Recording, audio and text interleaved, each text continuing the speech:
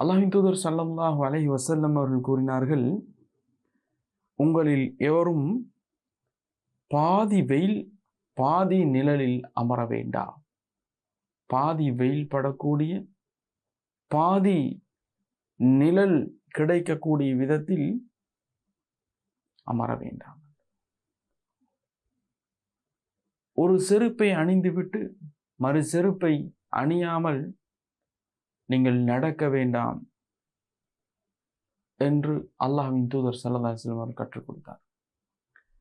நீங்கள் சஃப்களில் தொழுகைக்காக நிற்கும் பொழுது நேராக நெருக்கமாக இருந்து கொள்ளுங்கள் என்று அல்லாஹ்வின் தூதர் ஸல்லல்லாஹு அலைஹி வஸல்லம் அவர்கள் கூறினார்.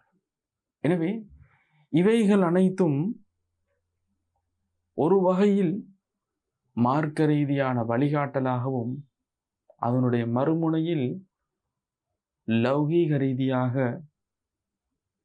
ஆரோக்கியத்திற்கு எல்லா வகையிலும் உகந்த வழிகாட்டல்களாக இவைகள் இருந்து கொண்டிருக்கின்றன.